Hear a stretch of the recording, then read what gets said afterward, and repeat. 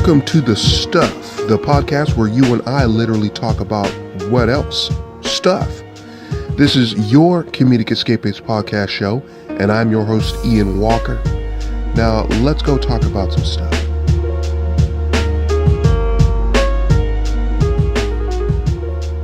It's Monday, November 13th, 2017, and this is the second episode of The Stuff. Coming at you live right now, here with a new episode, talk about some things. In this episode today, I sound a little groggy today. I do. I don't feel very good, but you know what? I got an obligation. I got to keep it. There's people that's listening to this podcast, so guess what? I got to keep with my commitment, and I got to stay focused on this podcast show, even though I ain't feeling good. So I woke up this morning, literally like 15 minutes ago, washed my face, brushed my teeth, did all that, and came back and decided to start recording this podcast right away so you guys have something to talk about this week. So you can start your Monday out with some stuff and talk about the stuff during the week, because that's what I do. That's what I promised you guys. That's what I said I was going to do. So here I am doing it. So no judges. Again, I apologize for my groggy voice. Hopefully, as I keep recording, it'll get a little better. Again, I'm gonna try to record this show in one shot.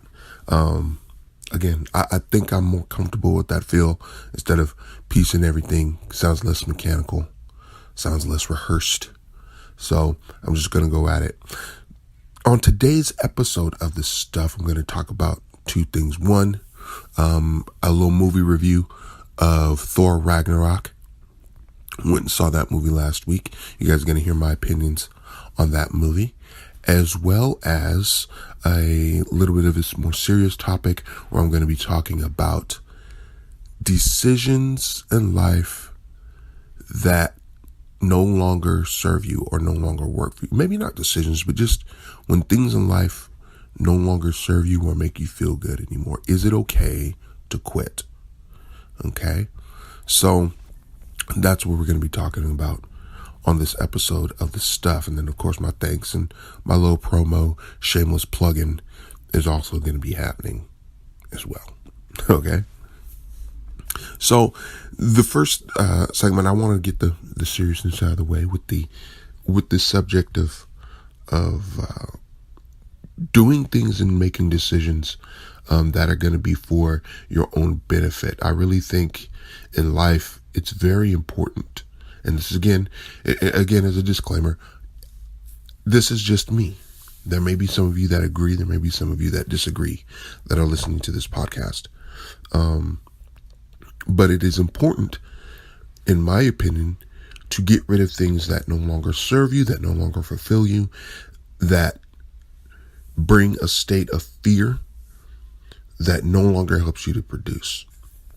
One of those things, actually a lot of stuff has kind of happened over this last week.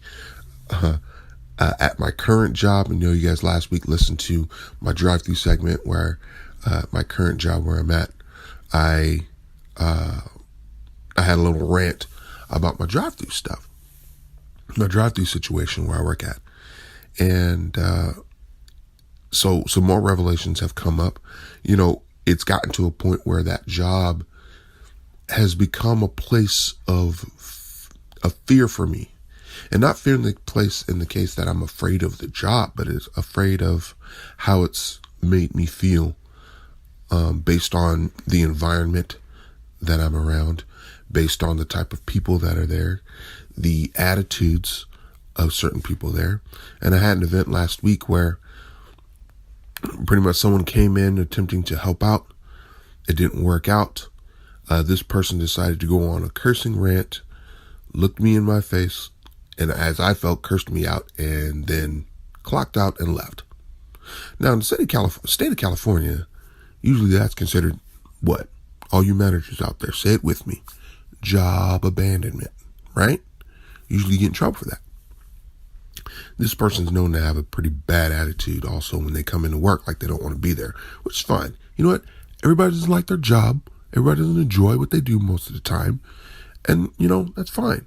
But as a manager, you're supposed to be taught to leave your drama at the door and around your employees. Have a good attitude, because what you do reflects on the team.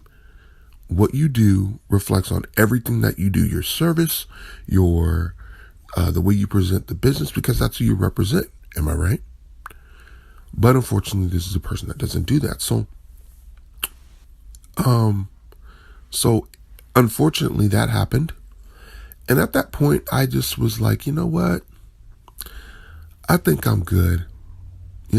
I think I'm good. And it got so bad, and after the incident happened, I came back in, and guys, I was fuming, angrily mad. And I'm not going to go into deep detail as to what happened, because I don't think that's appropriate. But yeah, because it's one of many things that's happened over the course of time of me being at that job, where I made the decision to say, you know what, I'm good. But I just want to give you one incident that really stuck out with me to make me think that, you know what, this isn't okay. But that incident, after it happened, I came back into work. I was fuming angry, but I managed to take the look off my face.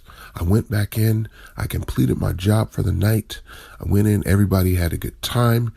What I did not allow as a manager, I did not allow people to continue to talk about the situation that everybody witnessed. Because again, I felt that would bring down morale. People wanted to talk about it. I looked at it and said, hey, let's shut that down. It's all positive right now. Let's make this hot. Let's get to work. Let's do what we need to do. And the night went well. The other manager and I that were there, we took care of it. We handled things as best as we could. And we did well without the other person there. But it was funny, because after that, it bothered me so much. I constantly kept replaying the incident in my mind. And again, it was in a situation where I personally felt offended, because I felt like it was directed towards me, but spewed out to everyone else, and totally destroyed the morale and the vibe of the team at that moment. But I kept replaying that incident over and over in my head, and thinking about the other things that were going on at that job, where I felt like, you know what? It's time for me to dip. It's time for me to find something else and go. And there was, and then after that, there was another, after speaking with the manager, there was something else that was mentioned where it finally solidified my decision to leave. So, but aside from the job here, so that was one of the reasons. So I've left Wendy's. I'm leaving Wendy's. I'm not going to be there anymore. I'm going to be pursuing other things. And I found some place that pays decent. I'm not the kind of guy that needs to make a whole bunch of money and be rich. But it's very chill, and it allows me to pursue my art career, which is like yes all day long. Okay, all kinds of yes. So I'm very happy about that. I'm very excited to start the job. But based on what you guys have experienced, I know that working in a job, or not just a job, when it comes to friends, when it comes to things in your life, when it comes to whatever other aspects of life that you encounter, do you think that it is important to get rid of things that don't serve you, that don't fulfill you? I think it's very important. And the reason why, even though, and this kind of harkens back to what I was talking about last week about, people that make decisions to let you go, or expectations of people, it kind of melds in with this sort of, because even though, it may hurt the other person tremendously, at times it could be necessary to let them go if it ends up diminishing you in some form or fashion. Now, there's a loving way to do it, I believe. It's never okay to just, when it comes to people, I feel it's never okay just to cut them off, treat them like dirt, and never talk to them like, again, that's my opinion. But it is okay to, lessen your association with the person. Have love for them, wish them well, but, Distance yourself. There you go. That's the word. Distance yourself from a person, or distance yourself from a situation, or completely cut yourself off from a situation that's no longer fulfilling you and is in fact maybe doing you harm as a person. If you find that it's affecting your mood, if you find that it's affecting the way you look at other people, or the way you look at life, or the way you look at what you're doing in your personal life, and it's doing that in a negative way, y'all, it's time to go. I remember just a few days ago having to go to work, and I never called out sick. I've never, just decided I'm not showing up to work and called in. I've never done that type of thing. But I was so much on the brink of doing that the following day, because I literally began to feel sick to my stomach. I did not want to go into work. And the last time I felt like that was when I worked at a car dealership.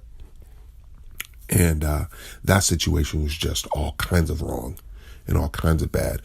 That was nothing compared. The Wendy's situation is nothing compared to what happened over there. I mean, we're talking about embezzlement of money, people not getting paid, people getting illegally fired. It was just all kinds of a mess and wrong. These dudes was going out playing golf on the dime of the dealership. And I mean, it was crazy over there.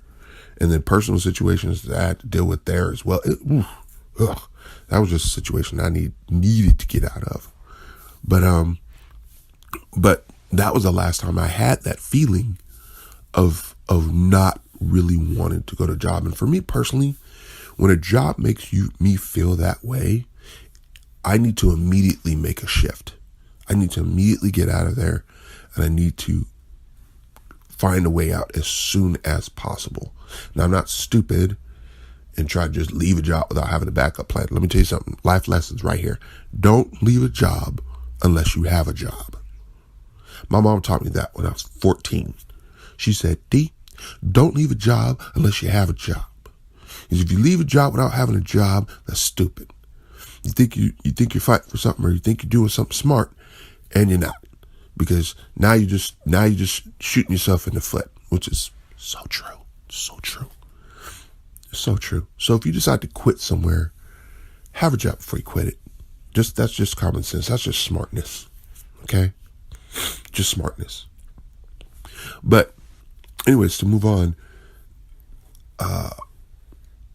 I want to hear from you guys as far as that is. I want you to tell me of your experiences where you've worked somewhere and the situation, whether the environment, the people you worked with, was so bad that you felt you had to leave. And I also want to hear how it affected you afterward. What was the positive effect, if any, of you making that decision for yourself? Was it a benefit? Did it really help you? Was it a negative impact? I mean, sometimes people make these decisions thinking that they're making a right choice, and it ends up being worse than what they initially thought. If you've had that experience, let me know about that too. I would love to hear it. Okay. Leave your comments below on the YouTube channel. SoundCloud's been acting weird lately. Really quick side rant. SoundCloud's been acting weird. It won't let me upload my podcast there. So weird. So now I am just on YouTube for the moment till I figure out how to upload the show on SoundCloud again. So in the meantime, I'm going to stay here on YouTube for a while, and I want you to leave your comments below, asking me what you think and how you feel. Tell me your experiences. And as always, as I said, I will probably be revisiting the subject again later on to give the experiences of others, of you and your comments. Okay. So I'd really, really appreciate that. All right.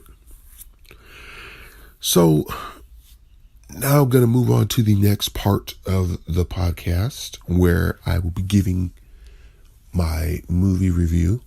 I went and saw. I'm not from Arkansas or New York, so I don't know why I just said that. I went and saw the movie Thor Ragnarok. Now, I'm going to be of the outside norm. Okay? Before you get all up in arms, like, hold on. I liked the movie. I did. I really enjoyed the movie. My only gripe well, I can't say it's a gripe. It's just more of, I expected something else. That's what it was. I expected something else. I expected something different. I really, really enjoyed Thor in this movie. I like how he has a sense of humor. The dude was funny in the movie. I enjoyed the Hulk. He's like a big gorilla baby in the movie. He had some amazing lines. He had some great parts. He did it. And I enjoyed it. But the one problem I had with Thor Ragnarok, and I won't say that it's because of the movie, I want to say it's because of the way the film was promoted during all the time we were seeing the trailers. In the trailers, it looked like it gave a completely different tone of what the film was going to be. The tone that I got from when I went and saw the movie as compared to what I thought it was going to be and how it was presented in the trailers was completely different from what I received when I saw it. On TV, when it was on the trailers, it had the vibe of what I called a space opera. I felt that this movie was going to be another version of The Fifth Element, which is, in one of my opinions, one of the best movies ever made. Fifth Element is an amazing film. It's completely original. It's super cool, and it is, in my opinion, a space opera, just like Star Wars is a space opera. Fifth Element to me was that type of movie. I thought the way that it was being promoted and portrayed on TV, that Thor Ragnarok was going to be that type of movie, that it was going to be a sort of space opera. The look of the movie, the bright colors, the action, the tone really screamed out space opera to me. And when I finally went and saw the movie and it wasn't what I got, I was a little disappointed. I went to see Thor Ragnarok wanting to see a space opera. I really did. And that's not what I got. That's my only disappointment. But now let's take that out. Okay, take out that disappointment. Thor Ragnarok was a great film. And in my opinion, it was the best of the three movies. I thought Thor Dark World was garbage. That's just me. I thought it was garbage. It's so much so, and to prove my point, I told someone about it. I had a conversation with someone about it. I said, yeah, Thor Dark World was pretty bad. They're like, wait, what? Thor Dark World? What do you mean there's three? When it's so bad that people don't even remember the second movie, it's kind of telling you something. Kind of says something, right? So, out of the three films, Thor Ragnarok, I thought was great. I loved the woman who played the Valkyrie, who pretty much reassumed her role and, took back her destiny and became that again. I thought that was really cool. Again, the relationship dynamic between Thor and Loki, Thor finally getting the upper hand on tricking the trickster, was great. And the fact that they built on that relationship so much more, and you actually saw them as brothers this time. I can't say that in the first two films, you really felt like they were brothers. In any of the movies, really. But in this movie, I really feel like, you saw Thor and Loki together on the camera, from the moment they were on the screen together, you saw two brothers hanging out, getting on each other's nerves, just being brother-like. And one of my favorite scenes is when if you guys haven't seen the movie, stop listening right now, okay? Because I'm gonna spoil it like crazy. But he talks about a situation when he's a kid, and he's talking about how many times Loki tried to kill him, and he mentioned a situation where he's disguised as a snake, and he almost bites him, and he scares him, and almost kills him. That was funny. That was hilarious, and the way he did it, and their little brother thing that they do, somebody get help, the get help little thing that little brothers do. I love that dynamic. And so that was one of the aspects of the movie I really enjoyed. Hulk, as always, entertains. And, Thor is just great for no pun intended, but for smash value, for action value, and in my opinion, I guess the question that's going out right now: who won, Thor or Hulk? I gotta say it, Thor. Thor tore the Hulk up in this film, and so that's how that works. That's just it. That's just what happened, and that's why Hulk left, because he threw a tantrum and just left. He couldn't face the defeat. But anyways, there was a lot of things I really enjoyed. I really did enjoy the movie. I was just disappointed that I didn't get the space opera that I was expecting, and that's the only thing. Jeff Goldblum in any movie is great. I wish he had a little bit more screen time. I wish we would have gotten to see him, as the Collector more, and I got to see him in a villainous. I wanted to see him more as a villain. And we didn't see that. Hela,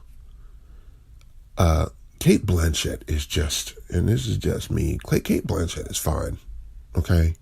And seeing her as Hela was awesome. But again, another situation where a villain, I feel, did not get enough screen time. We saw how dangerous she was. We saw how crazy she was. And I like how the truth of Asgard and the dark secrets of Asgard were revealed through Hela. And finding out, that little plot twist, brother, sister, family problems. That's just always been the case with the Asgardian royal family. It's just tons of family problems. But again, this was a villain that, again, I felt did not get enough screen time. It wasn't enough time for me to care about Hela. So when she got mopped up, it was like, okay, good. They defeat the bad guy. Okay. I wasn't invested in the character. I wasn't. And yeah, she was dangerous. Yeah, she was a bad chick. She tore up all the Asgardian dudes, that whole army by herself. Yeah, that was awesome. It was great. But just, but I've seen that before. Her whole thing was just, yeah, daddy hides secrets and I'm here to expose the secrets and I want to take over and kill everybody on Asgard. It's very empty to me. I just felt like she was a character that was created to create mayhem for no good reason. And I feel like if you're going to go that route, there has to be a real purpose behind it. But whatever. Again, it was great to look at, great to watch. Now, a character I did appreciate was Scourge. It's funny. A lot of the secondary characters are the ones that I appreciate the most because, like the Valkyrie chick, I forget her name, and Scourge. Scourge, at the beginning, when Hela walked through the Bifrost, he was faced with an immediate dilemma. And I felt for dude because, most people say, man, he's just a traitor's jerk. No, if you were put in that situation, okay, she's like, hey, join me or you just gonna die right now. Okay. What would you do? Okay. Now, what would you do if you were Scourge? If you were a person that was never recognized for what you want to do so much for Asgard, right? For people. And you just wanted to have just some kind of appreciation. We all go through that, right?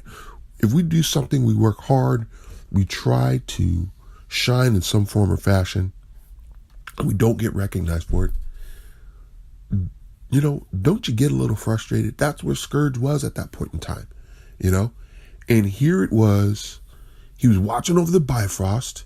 He was doing Heimdall's job, and he was getting no recognition for it. True, it was under Loki's, rule, but still, he still wasn't acknowledged as much for it. Okay. Then here comes this lady walking through the Bifrost, says, I see something in you that I like. You know what? I think you'd be awesome. Join me. Join me as my executioner and you'll be the man. Now, someone that's craving that attention, craving that recognition, okay, what would you do? what would you do? You know, especially if you're desperate. Scourge was desperate, in my opinion. It was very short, very little snippet of that, but he was desperate for that attention, and he found it. Now, though it was in the wrong place, though it was from the wrong person, for that moment he succumbed, and that said a lot, I think, to human character, the human nature. You know, what would we do in those situations? So I really liked that, and as the movie went on, the things that Hela was doing, you know, deep down the dude really did have a good heart. He was a good guy. He was just caught in a near impossible situation because he valued his life. He didn't want to die. He didn't just want to throw it away. But he went in, and then at the end, he redeemed himself, and all was awesome. Scourge, to me, was that background character that screamed out to me. I really, really liked Scourge. And, I think that was one of the things that made the movie pretty cool. The development of the background characters that they did in the movie, the stories of the secondary characters, was great. And the dynamic of the brother dynamic between Thor and Loki was amazing. The escape movie aspect of it, you know, was like, whatever. You know, I've seen it before. I wasn't too thrilled. Like I said, it was fun, you know, but, you know, it was like, okay, I've seen that before. But what made this movie shine was the aspects that they put into the movie, you know, and the mix of action. Oh, and finally seeing Thor as a god of thunder was awesome. Awesome. He didn't need that hammer. He didn't need Mjolnir. He didn't need it. And that's what Odin was trying to tell him the whole time. And he tore things up without that hammer. I mean, so it was great to finally really see the god of thunder actually come forth in this film. So I was happy to finally see that. Okay. Tell me what you guys think in the comments below. What did you guys think of Thor Ragnarok?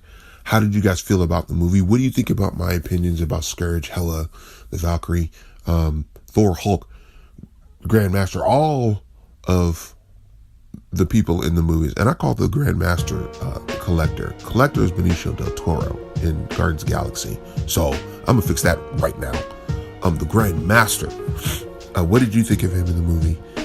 Leave me your comments below. Shoot me an email if you'd like at thestuffpodcast.com.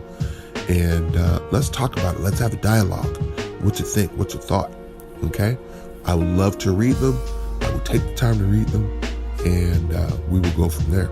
So that's it for this week's episode of The Stuff.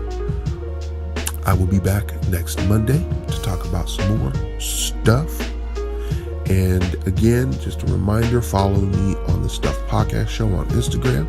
Follow me, like, click, and subscribe to The Art of E&D Walker, where you can get episodes of The Stuff Podcast, which will eventually be moved over to its own separate YouTube channel in time, to where you can just go to The Stuff on YouTube, listen to it. If you guys have YouTube Red, you guys will be able to just listen to just all the episodes on there and enjoy everything just in one single YouTube channel. Okay? And also, if you want to leave me an email, thestuffpodcastshow@gmail.com with any comments, suggestions, queries, whatever, opinions, thoughts on the show or any of the things that we talked about. Okay? So thank you guys so much for listening. Hope you guys have some good stuff to talk about this week. And until next Monday, I will catch you guys later on